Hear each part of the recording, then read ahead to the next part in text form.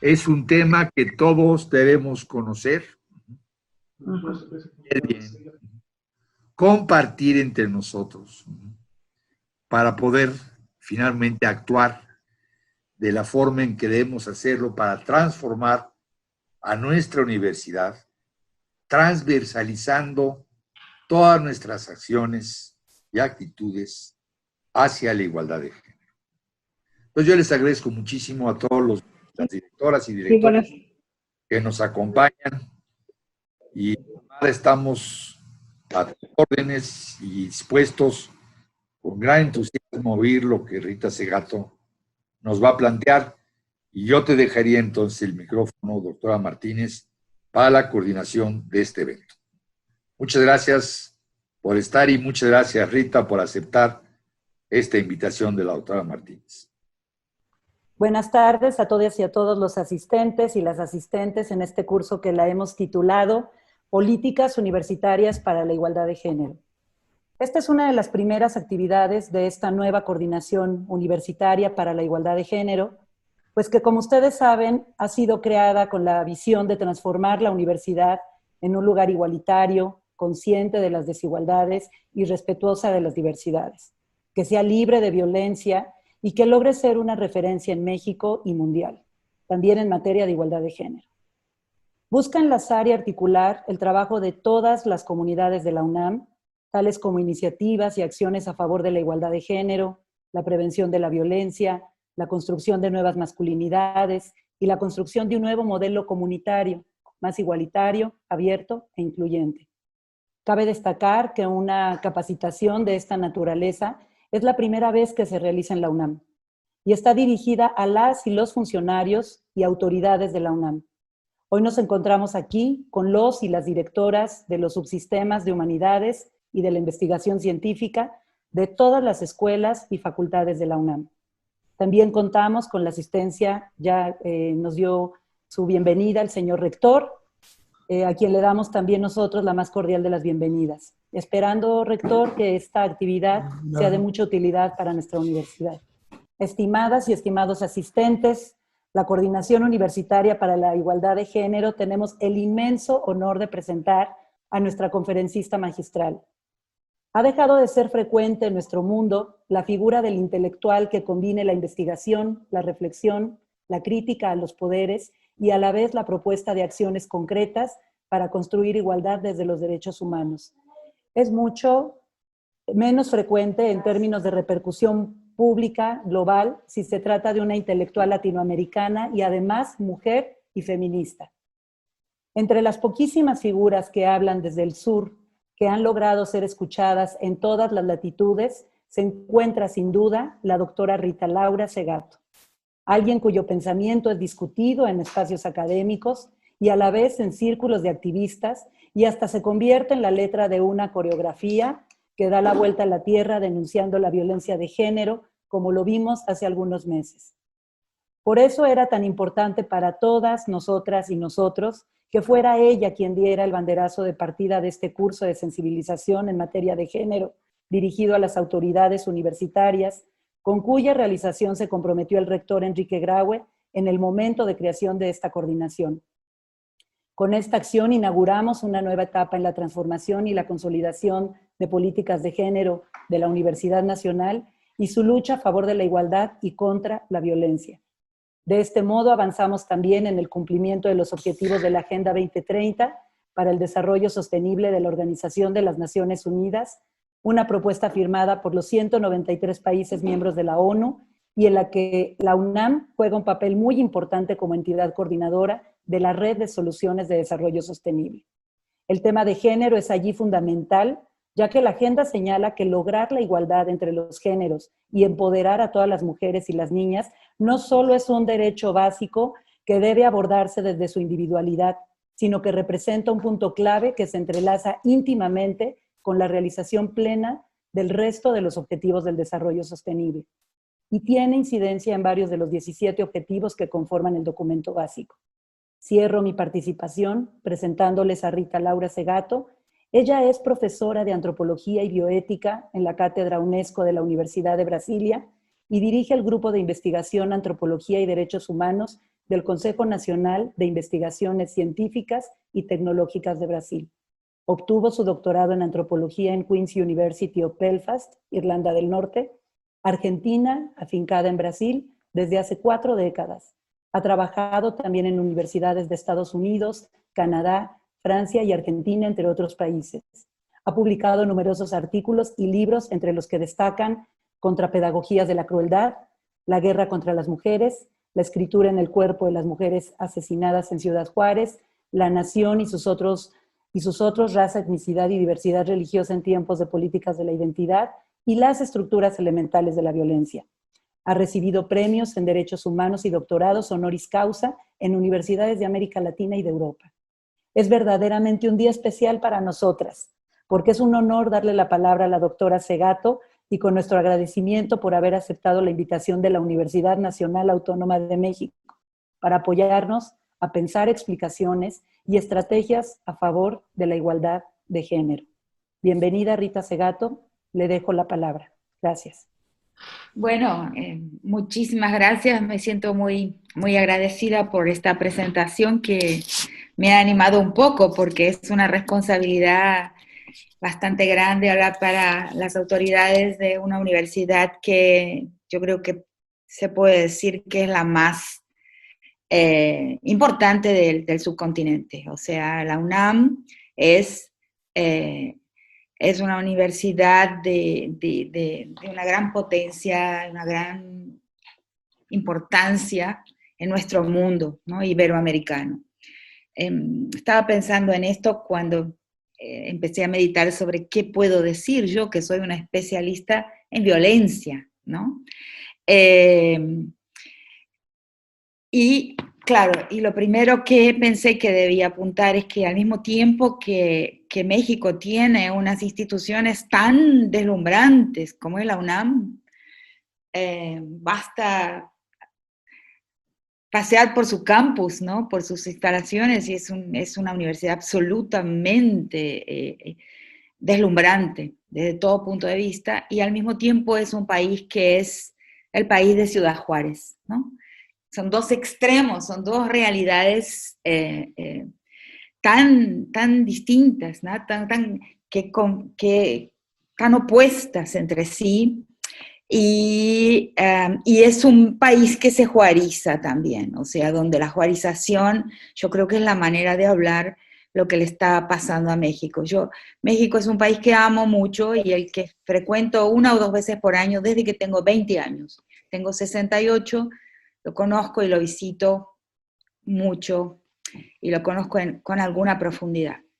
Lo que he visto en los años más recientes es esa juarización, ¿no? Es la extensión de ese mal. Dicho esto, quiero decirles también que la propia UNAM me consta que ha sido escenario de por lo menos un feminicidio, ¿no?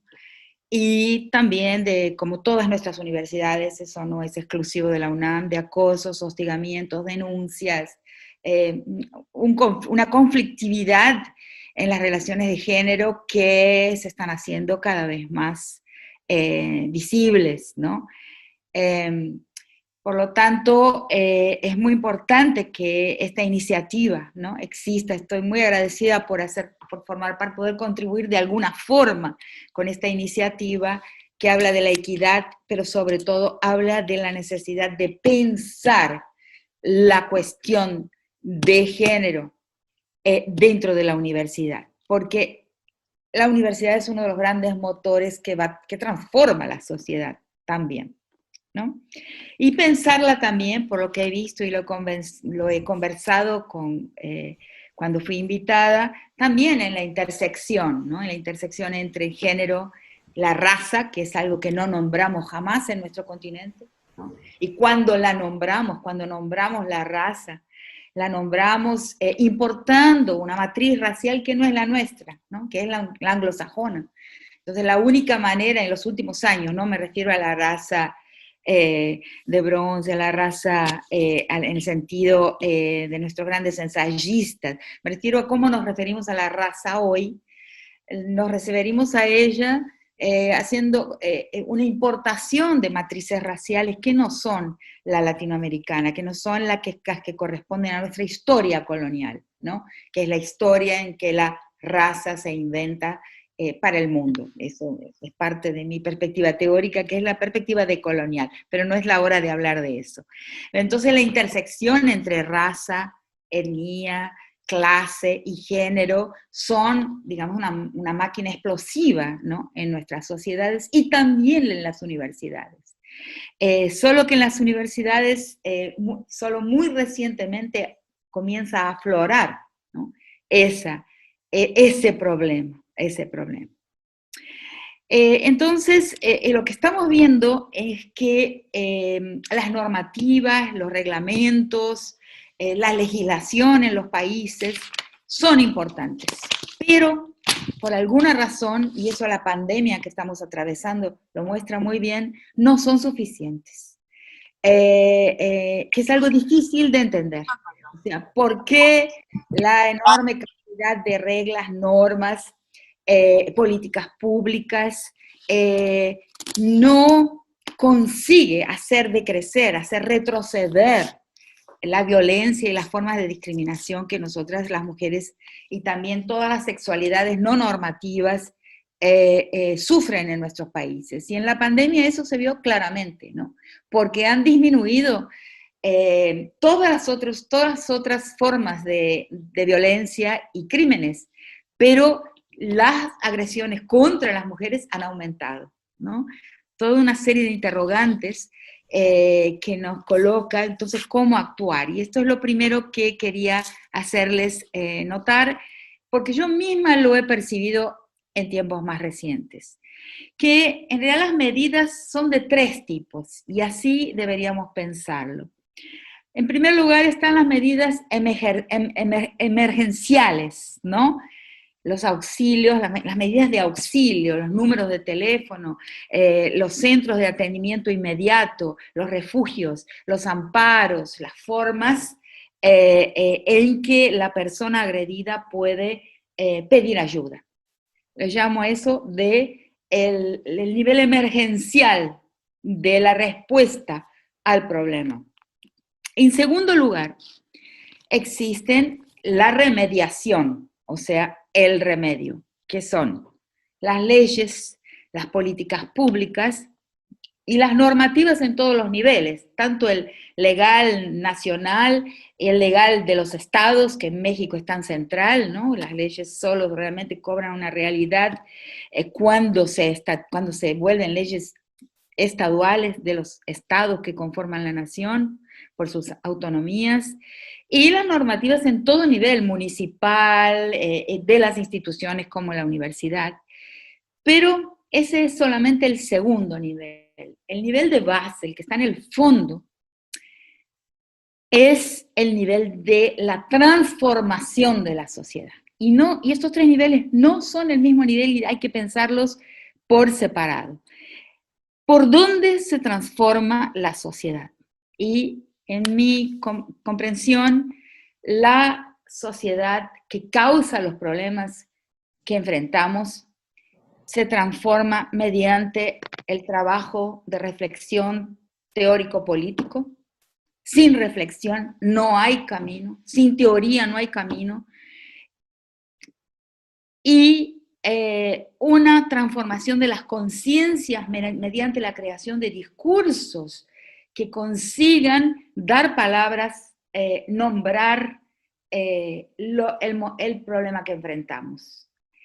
Estos son 3 niveles diferentes, y lo que nosotros, sin transformación de la sociedad, sin trabajo en esa producción de categorías teórico-políticas que puedan alimentar la reflexión en profundidad y dar vocabulario a las gentes, a toda la gente, porque eso me consta. Yo soy una profesora, yo soy una teórica, o sea, mi trabajo ha sido el de modelización de la violencia, o sea, encontrar los modelos estables que se encuentran por detrás de los eventos que son fragmentarios, que están en los diarios, en la prensa. Por detrás de esos eventos, mi trabajo ha sido todo este tiempo encontrar cuáles son las estructuras estables que producen esos eventos en la superficie.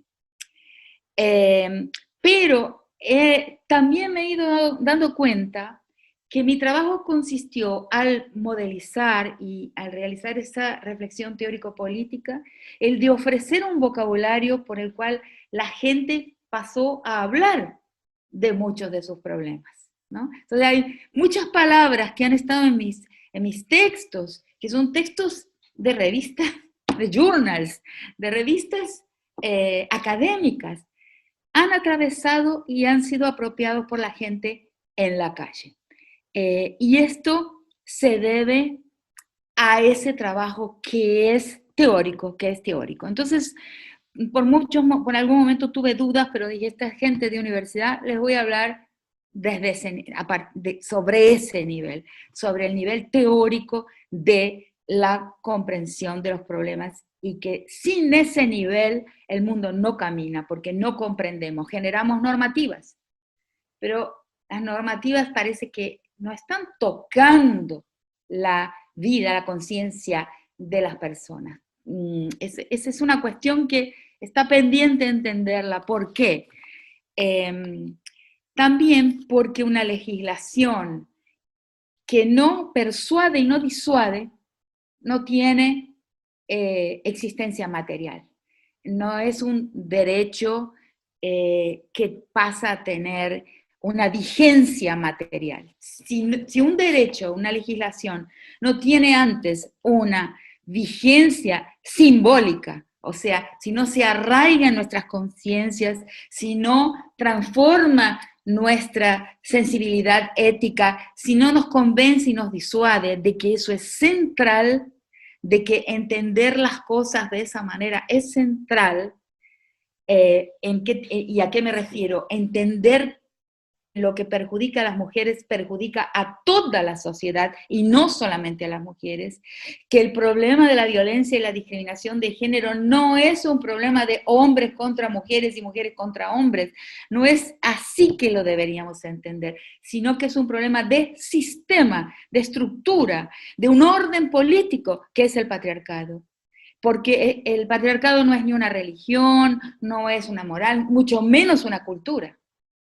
Porque es tan arcaico y tan omnipresente que no podría ser llamado de cultura, tiene que ser llamado de un orden político fundante que inclusive nos ha formado, dentro del cual es el aire que respiramos, pero es un orden político desigual, fundacional, ¿no?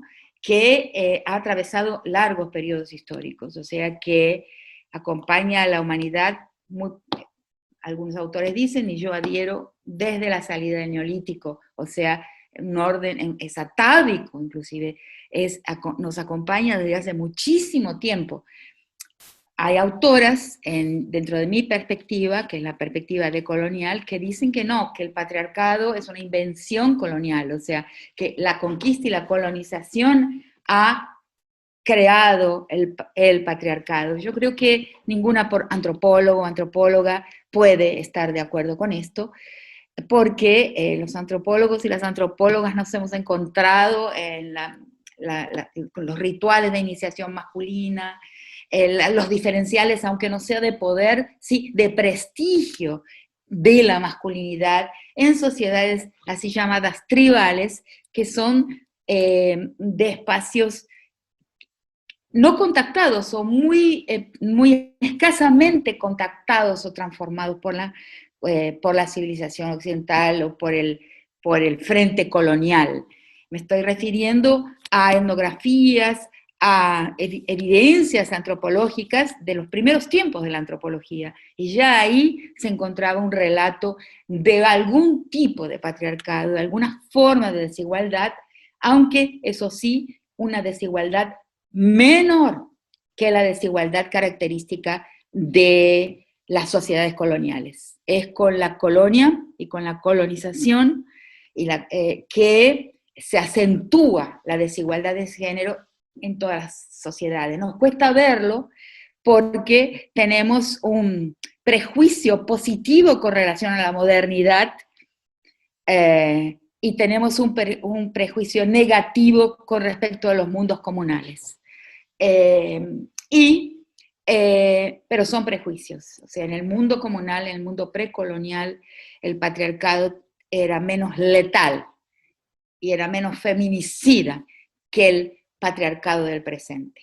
O sea, así como el genocidio es, según Zygmunt Bauman, Hannah Arendt, ha mostrado muy bien que el genocidio es moderno, porque se necesita de una máquina de producción de muerte que está, motorizada por la racionalidad moderna para producir una muerte en serie. El genocidio, entonces, es de los tiempos de la ciudadanía, es de los tiempos de la modernidad, y eso contradice ese prejuicio positivo que tenemos con relación a tiempos modernos. De la misma forma, el feminicidio también lo es, también es una invención moderna, pero no es que antes de eso no existiera algún tipo de jerarquía de prestigio, aunque no sea, cuando no también de poder en los mundos preexistentes. Pero no es de esto que iba a hablar. Iba a hablar que entonces en esta comprensión teórico-política que es necesario emprender, esta donación de vocabulario que es la contribución de las humanidades a la sociedad, lo que todos aquellos que trabajamos en el campo de las humanidades, nuestra gran contribución a la sociedad es la donación de un vocabulario que cuando sirve la gente lo usa, y cuando no sirve la gente lo tira a la basura, lo despacha, lo ignora, pero que va, digamos así, formando la mirada y disuadiendo a las personas de cómo se debe vivir, de cómo es una vida mejor, cómo es de la misma forma que los tribunales. Para mí, la sentencia de un juez, el fallo de un juez, su rédito más importante es que es pedagógico. Es antes pedagógico que punitivo. O sea, y ese es otro gran debate dentro del feminismo. No es el poner a alguien fuera del mundo, en una cárcel, en una caja, el principal rédito de un fallo de un tribunal, pero decirle a la sociedad lo que se espera que la gente haga y lo que se espera que la gente no pueda hacer, no haga. Entonces, esos dos niveles es muy importante, y este pedagógico y este de la disponibilización, el colocar en disponibilidad un vocabulario del cual ciertamente la gente se apropia, y es curioso la forma en que lo hace, es nuestro trabajo, como también es el trabajo del campo del derecho, y es el trabajo también de los tribunales, y es sobre todo el trabajo del campo de los derechos humanos, que le da a la gente las palabras con que pueden defenderse y también acusar. Entonces, dicho esto, pensé que iba a dividir, que lo mejor que puedo hacer aquí, y espero que no se me aburran, es hablarles de tres temas, que son tres temas que he trabajado durante algún tiempo o mucho tiempo, y que son el error de la minoritización, de pensar el mundo en términos de minorías, y cómo hemos caído en ese error. 2, la importancia de tener en cuenta en una situación como la de discriminación que se da en las universidades y en el mundo con relación a las mujeres y en otros campos también, como la discriminación racial. Tener muy en cuenta siempre el principio de la discriminación positiva. Y en tercer lugar, exponer ante ustedes mi pensamiento de lo que es el mandato de masculinidad. Lo voy a hablar, sería más fácil leerlo, preparé aquí un extracto de textos míos, pero voy a intentar hacerlo hablando para hacerlo más ameno. El error de la minoritización, que es un error de la matriz multicultural norteamericana, que ya no está vigente, ¿no? Desde Trump en adelante, no creo que sea más el proyecto político, o sea, lo que habíamos importado del pensamiento norteamericano, que es el tema de las minorías. Yo creo que eso fue un periodo que acompañó a la caída del muro de Berlín. Cuando cae el muro de Berlín,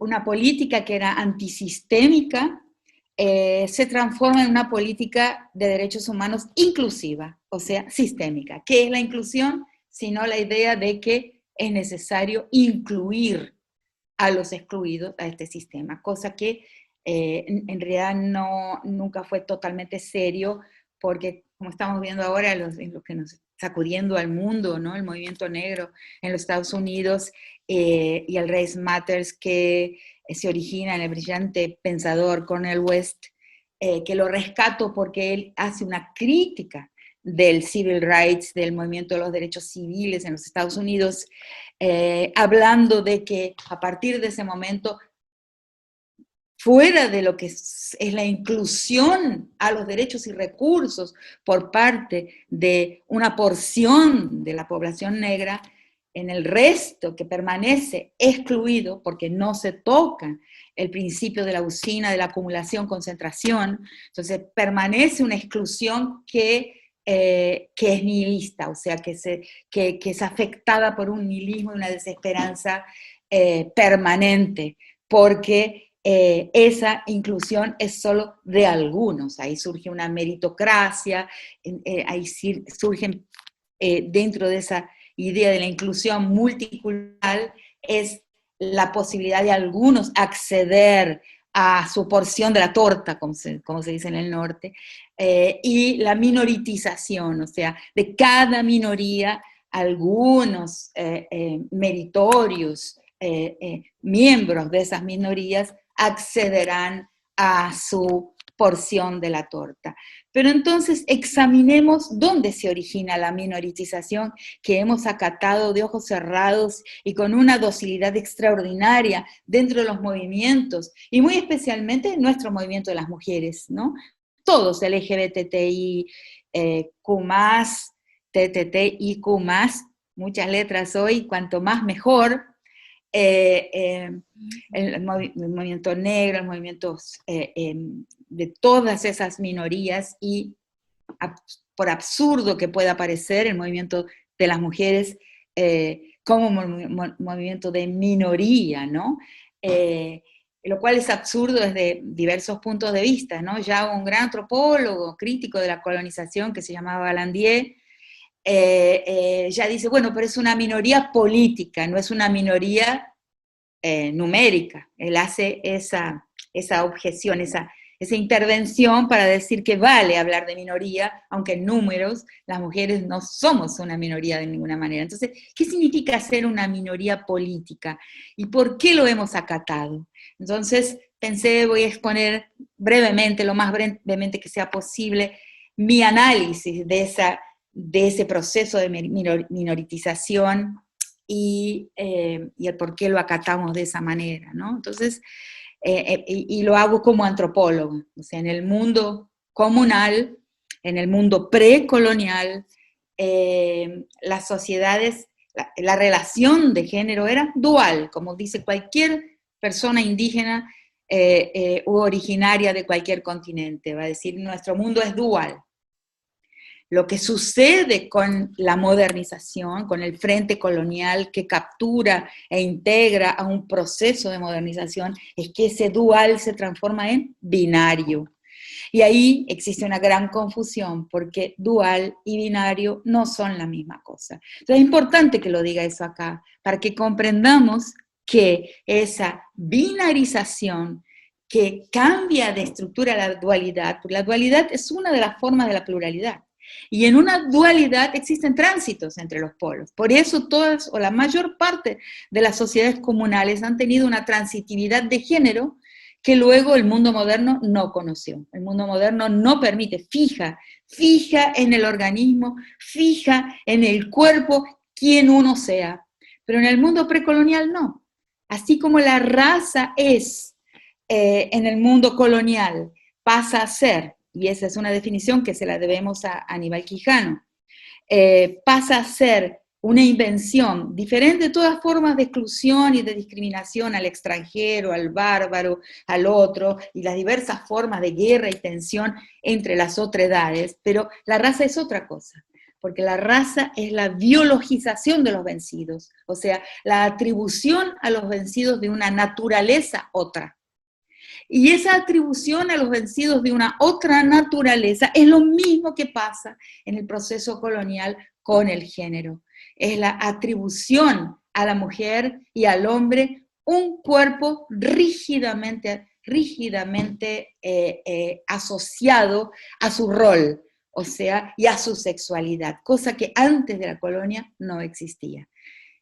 Por eso, antropólogos clásicos, ¿no? Como Peter Rivière, que hoy son olvidados, aunque está vivo en la antropología británica social, en la antropología social británica clásica, él ha dicho, en el casamiento tribal se casan roles, pero no cuerpos. Pierre Clastres lo ha dicho para los guayaquí de Paraguay, los guaraní guayaquí de Paraguay. El arco y la flecha, se casa un arco con una flecha, una cesta, un cesto con una flecha, pero no se casan cuerpos.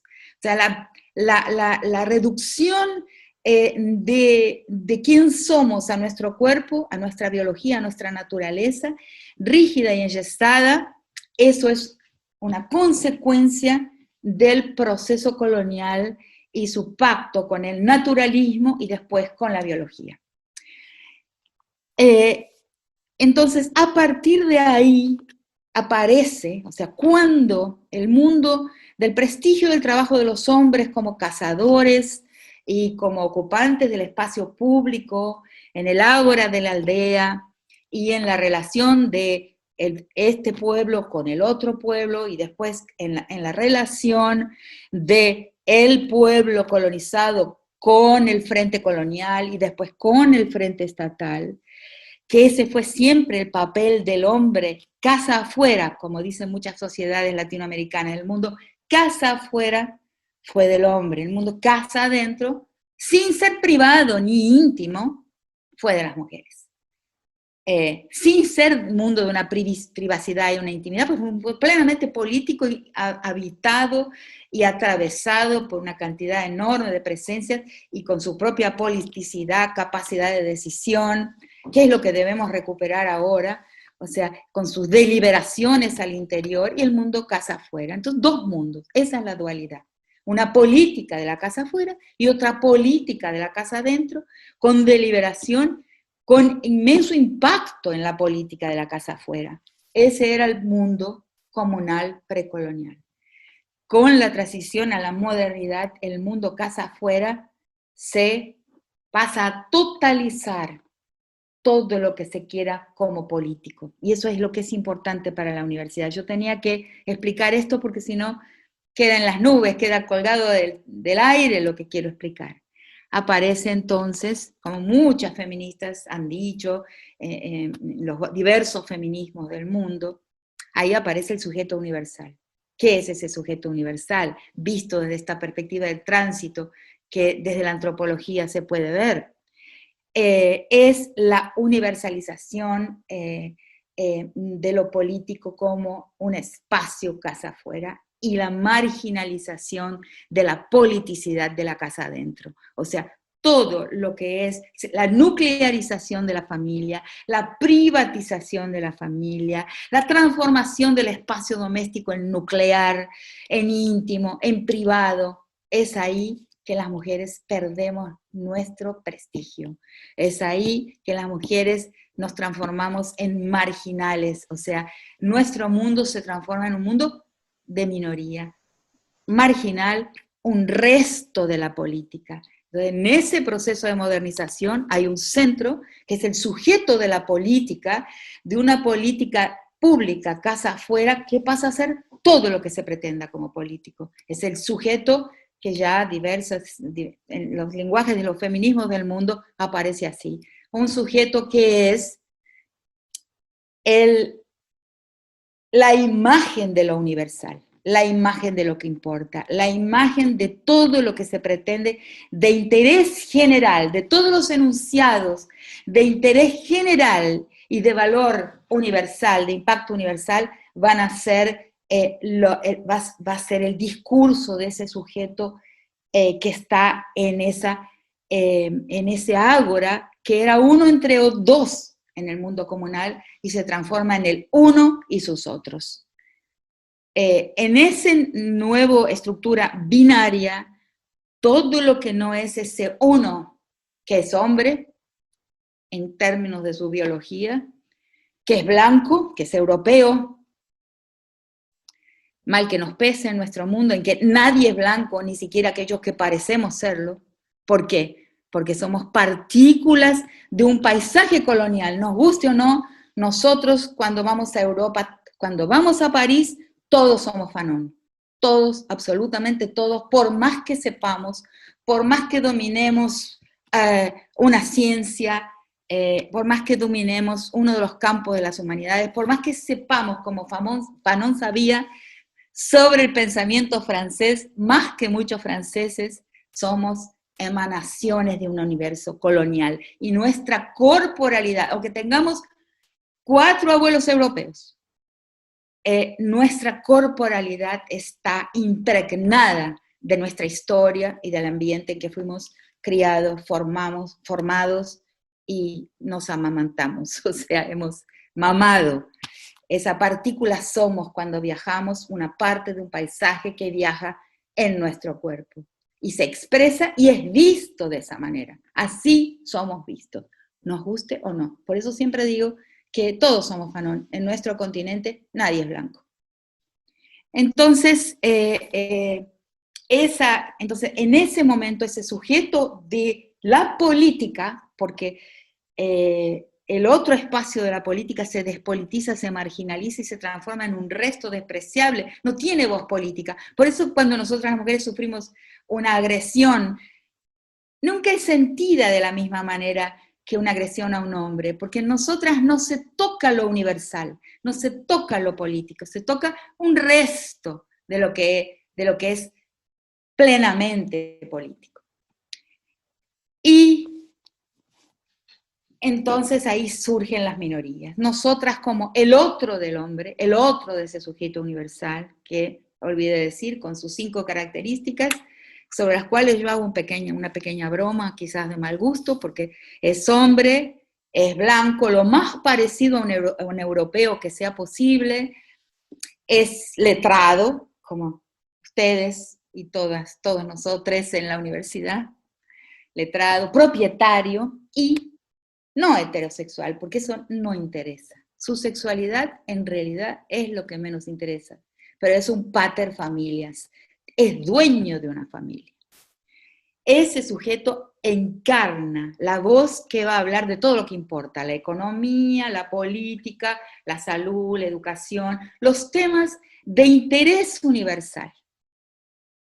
Y seguramente, como todos ustedes y yo también estamos acostumbrados, los temas otros, el interés, la crítica al racismo, la crítica a la discriminación y la violencia de género, la crítica, en fin, todos esos otros temas pasan a ser temas de minorías.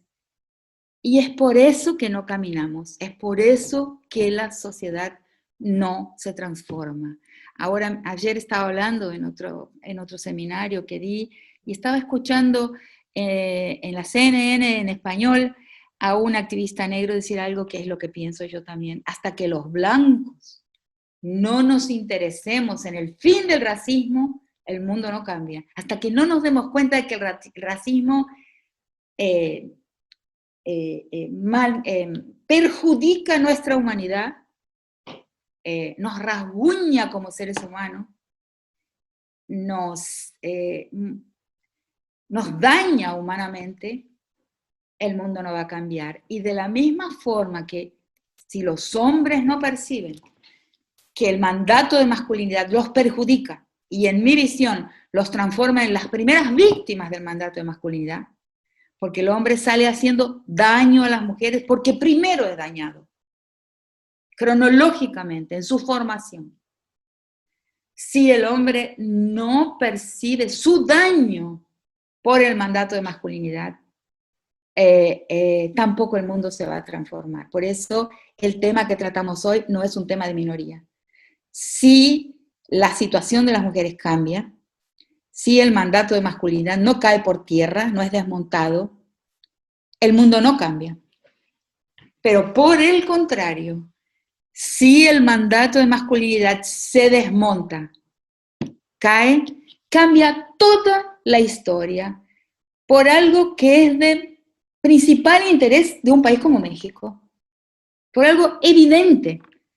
Y esto que voy a decir se me ocurrió en una visita que hice a Buenaventura, en la costa pacífica colombiana, donde hay una guerra que no se puede parar, no se puede parar en un pacto de Estado FARC, por ejemplo. No hay una guerra, hay una manera de victimizar, de torturar, de exhibir los cuerpos torturados y ejecutados. Una guerra que es para limpiar territorios y dejarlos apropiables por las corporaciones en ese puerto pacífico de perfecta localización en el Pacífico, que es Buenaventura. Alguien se levantó y me preguntó, ¿y cómo se para esta guerra? ¡Wow! Nunca lo había pensado. ¿Cómo se para esta guerra? ¿Cómo se para la guerra mexicana? ¿Cómo se para lo que tristemente afecta a México hoy?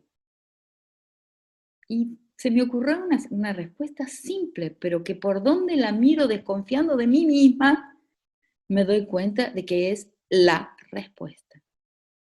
Si se desmonta el mandato de masculinidad, y la universidad tiene un papel central ahí, no hay más recurso humano para la guerra, no hay más recurso humano para las pandillas. ¿Quién es el recurso humano que aún sabiendo que va a morir con 18 años o antes, quién es el recurso humano que se glorifica porque a los 12 años ya mató a 1, a 2 o a 5? ¿Quién es el recurso humano que sirve a los intereses de los cárteles?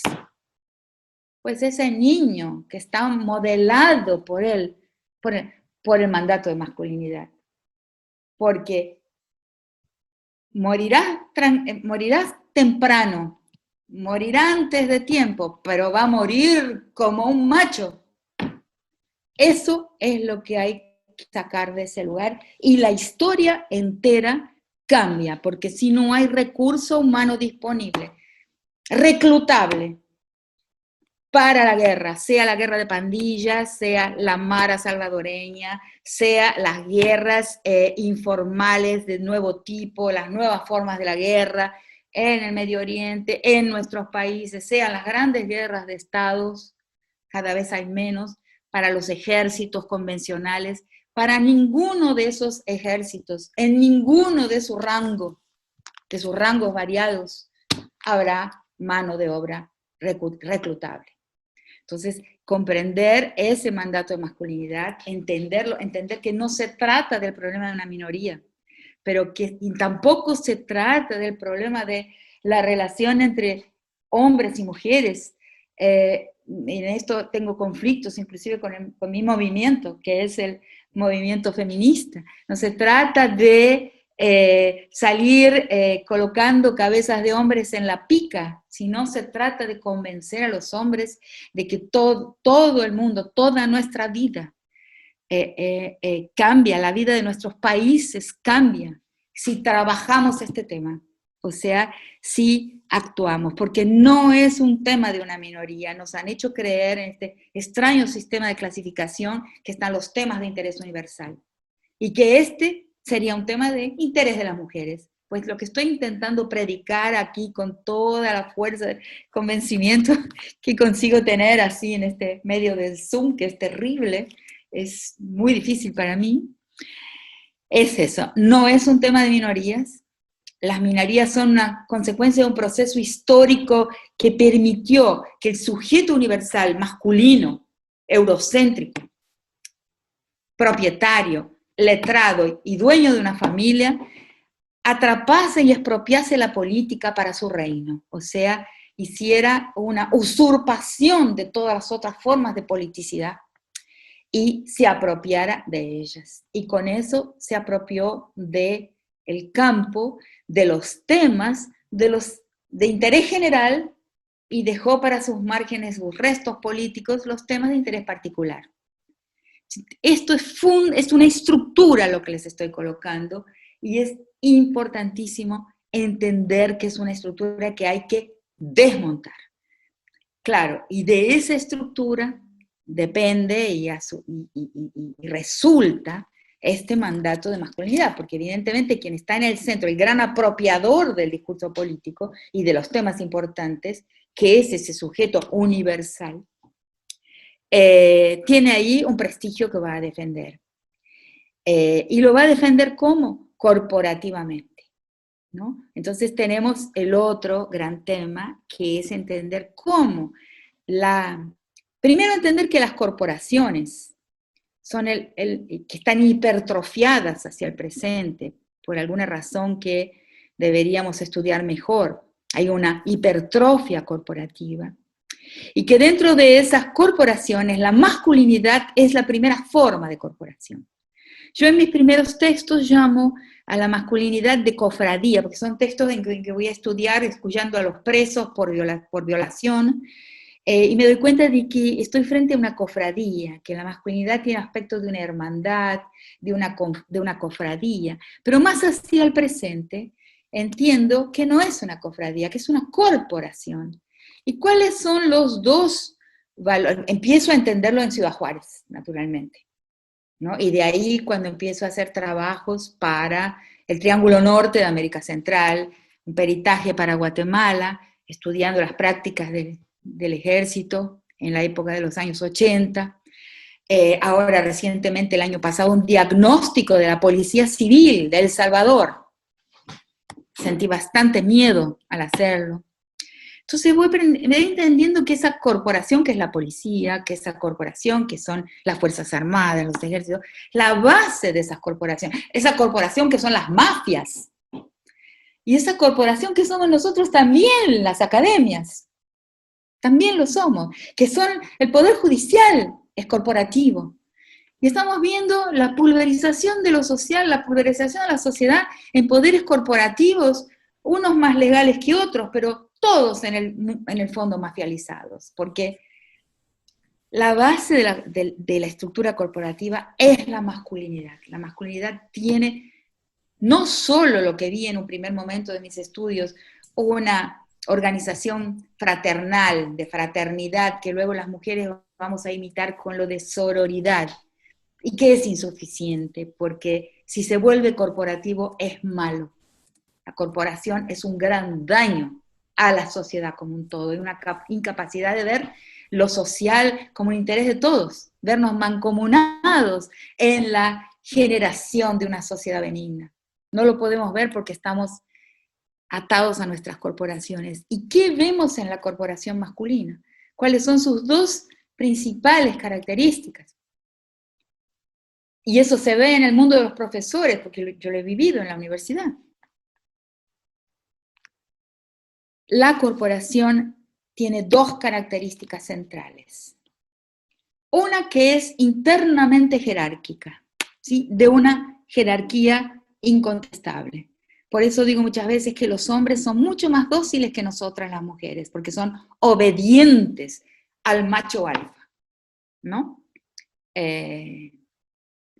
Y aquí voy a hacer una pequeña digresión que es interesante. El macho alfa. Cuando alguien estaba queriendo traducir un texto mío al inglés,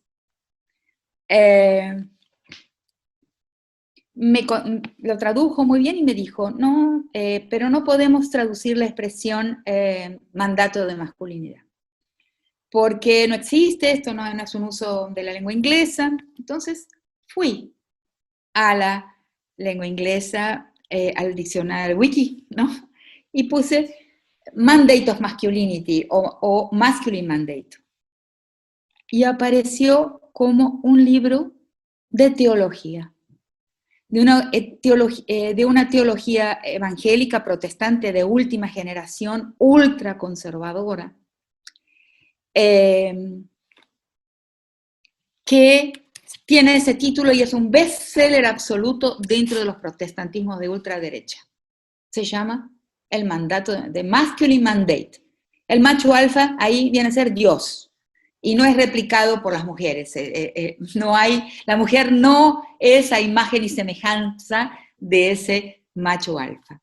Cuando lo estaba contando hace poco tiempo, hace algunos meses en la Ibero de México, una teóloga del programa de estudios, del doctorado en estudios teológicos de la Ibero, me hizo una pregunta que se me debería haber ocurrido a mí, no se me había ocurrido.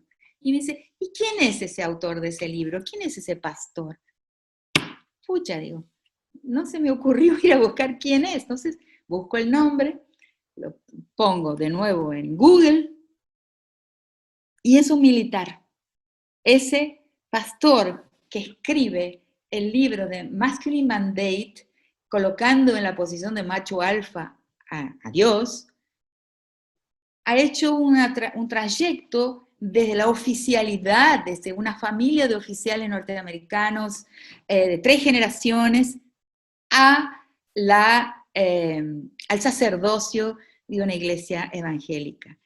Entonces es interesante esa historia, ¿no? Esa estructura que es jerárquica y que en algunas perspectivas, en algunas visiones de mundo, esa posición del macho alfa, de que va inimitable, la ocupa la divinidad. No es en todos los cristianismos, naturalmente, ni en todos los monoteísmos, se ve como algo tan vinculado al mandato de masculinidad, o sea, a esta corporación masculina. Pero esto me sirve para ilustrar cómo se trata de una jerarquía. O sea, y los hombres son obedientes a esa jerarquía, donde potencias diferentes, ¿no? Y que cuando pude las mapeé en 7 potencias: la potencia sexual, la potencia física, muscular, de la envergadura del cuerpo de los hombres, la potencia bélica, la potencia económica, la potencia política, la potencia intelectual, la potencia moral del legislador y del juez, aunque a veces esas posiciones estén ocupadas por mujeres, pero en realidad esa potencia, el ícono de esa potencia es el cuerpo masculino y goza de un máximo prestigio y goza también de un discurso que habla las verdades universales y de los temas de interés general. Entonces, esa corporación tiene esa característica que luego van a ser replicadas por todas las otras corporaciones: la jerarquización, la obediencia a la jerarquía. Pero el otro valor característico de la organización corporativa es perverso. Y es el valor, y es la idea de que el valor supremo no es ni el valor de la vida, ni el valor de la propiedad, ni el valor de la dignidad. No, el valor supremo de toda estructura corporativa es la obediencia a la corporación, o sea, la lealtad corporativa.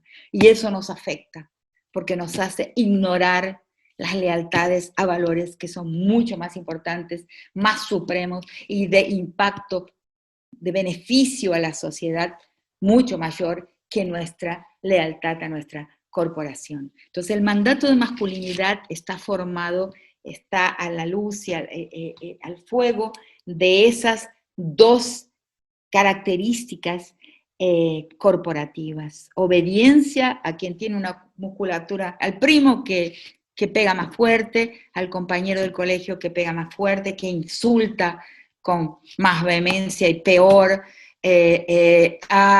al pariente que es rico, sí, mi primo es dueño de una gran CEO de la corporación tal. Todas esas obediencias son muy masculinas y se rinden a las potencias, ¿no? Sí, mi cuñado es diputado, es senador, es miembro del parlamento. Esas cosas que los hombres tienen de rendirse a aquellos que de alguna manera exhiben una potencia en alguno de estos 7 campos que acabo de decir. Entre ellos el intelectual, ¿no? Que sería el nuestro. Entonces quiero decir que esto es necesario entenderlo en profundidad para ingresar al campo de la transformación de la sociedad desde el lugar que ocupamos, desde desde el espacio en donde nosotros hacemos una diferencia, ¿no? Y en la universidad, entender que la minorización, que el hecho de que solo las muchachas van a una clase donde se hable de este tema es un problema. Y es un efecto de la minorización, que es una equivocación histórica, ¿no? La despolitización del espacio, de los otros espacios que no son el ágora, del Estado, de la esfera pública, y la obligatoriedad de que para que las mujeres ingresemos en ese ágora del Estado, de la esfera pública, hagamos un proceso de disfraz, o sea, disfracemos nuestra corporalidad, nuestra afectividad, nuestras maneras más inmediatas de ser. No quiero expandirme ahora en ese tema, pero es uno de los temas que me interesan mucho, para hacer el tránsito, para hablar de esos temas de interés. Para una muchacha estudiar Derecho y graduarse en el campo del Derecho, una de las primeras cosas que tiene que aprender es a vestirse. Cuando lo digo eso en Facultad de Derecho, la gente se me ríe y me dice que es así, ¿no? Presentarse públicamente. No podemos llevar a lo público la manera en que realmente somos, la manera en que realmente sentimos, porque es de minoría, porque es de lo íntimo, porque se ha privatizado el espacio de nuestra politicidad, que es el espacio antiguo de la casa adentro, habitada por todo el mundo y deliberativa, altamente deliberativa y con gran impacto en la decisión casa afuera. Ese impacto de la deliberación casa adentro, estoy usando un término nativo, en el espacio de la casa afuera, se ha perdido completamente. Las mujeres somos inexistentes políticamente, a no ser que sepamos disfrazarnos muy bien y hablar con una terminología bien convincente y de autoridad, subirnos a la plataforma de la autoridad, que es una autoridad política y que tiene un aspecto, porque no solo pensamos con la razón, sino que también pensamos con la imaginación. Y esa autoridad forma parte de un imaginario, tiene forma, ¿sí? Tiene una visualidad, es visual también, y es un cuerpo. Tiene un ícono, hay una iconicidad en nuestra manera de pensar. Bueno, en tercer lugar, porque ya,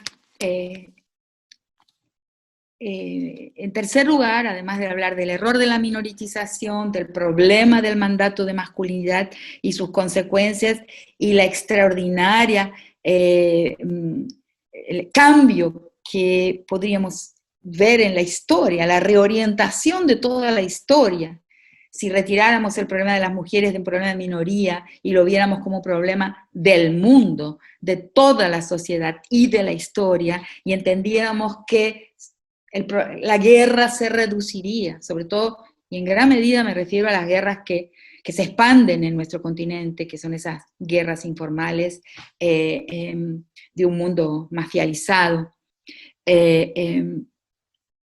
Y entonces paso a hablar entonces finalmente del tema de la discriminación positiva y de aprender a pensar en términos de esta categoría que muchos académicos de otros campos que no han trabajado con el campo de derechos humanos desconocen. O sea, discriminar positivamente a aquellas personas que por una historia que es una historia colonial, han sufrido imposibilidades, que han sufrido un daño histórico, es la mejor manera de ponerlo, aquellas personas, aquellos grupos de la sociedad que han sufrido un daño histórico. Hace tiempo ya que las Naciones Unidas tiene en su vocabulario la idea de la discriminación positiva. No es ningún pecado discriminar positivamente, muy por el contrario, es un término, una categoría, una figura que se emplea y está sacralizada por el vocabulario de las Naciones Unidas. Entonces, las mujeres necesitamos que se nos piense, que se piensen en cómo hemos sido dañadas por el proceso colonial, conquistual, colonial, o colonial conquistual, porque en realidad para muchos espacios de nuestro continente la conquista nunca ha desaparecido. Por mucho tiempo hablé de colonialidad Y a partir de algún momento empecé a hablar de una conquistualidad permanente. Si vivimos en un espacio donde hay una mina, donde hay, como en el caso mexicano, no quiero meterme mucho, pero donde hay un camino conveniente para unas vías del tren, si vivimos en esos espacios, vamos a ver que la conquistualidad no se ha encerrado y se encuentra todavía en abierto. Se van a tomar esos territorios. Entonces, este proceso nos ha perjudicado, este proceso colonial ha perjudicado a los pueblos, ha inventado la raza y nos ha perjudicado a las mujeres, despolitizando completamente nuestro espacio atávico, ancestral de actuación, que es en esa política casa adentro, y con la que yo pretendo contaminar la política casa afuera, pero no es mi tema de hoy. Entonces, ese sufrimiento, ese daño causado, es necesario tratarlos con una discriminación positiva, con esfuerzos mancomunados, con esfuerzos determinados para romper con la discriminación negativa que se ha ejercido a partir de la colonización sobre esos sujetos, sobre esos pueblos. Y una de las cosas que he anotado aquí, para no olvidar decir, es que cómo se rompe la costumbre, ¿no? La costumbre que ya se ha colocado e implantado de esa forma. Yo creo que uno de los momentos más impresionantes, más importantes de la CEDAW, de la Convención para la Eliminación de todas formas de discriminación contra la mujer, y discriminación y violencia van juntos por una simple razón, que no tengo tiempo de explorar ahora, es que porque la discriminación ya es violencia.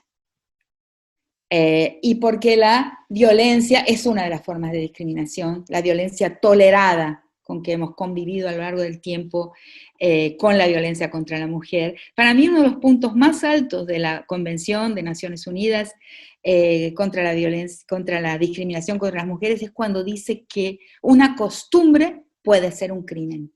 O sea, y eso es central y es un documento, es legislación importante, es legislación de derechos humanos que nos instruye de esa manera. Porque dice, no, bueno, es una costumbre. Hay costumbres que son crímenes.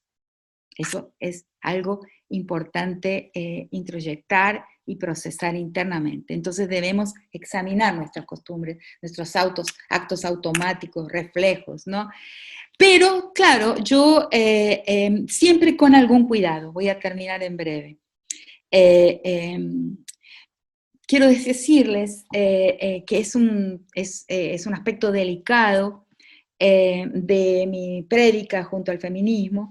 Yo hago una diferencia, o sea, tengo un gran respeto por uno de los campos de la antropología, que es el pluralismo jurídico. O sea, las diversas formas de juicio, las diversas formas de comprensión del derecho y la justicia, porque diferentes comunidades y pueblos del mundo tienen sus visiones diferentes de la justicia y hacen justicia de otra forma.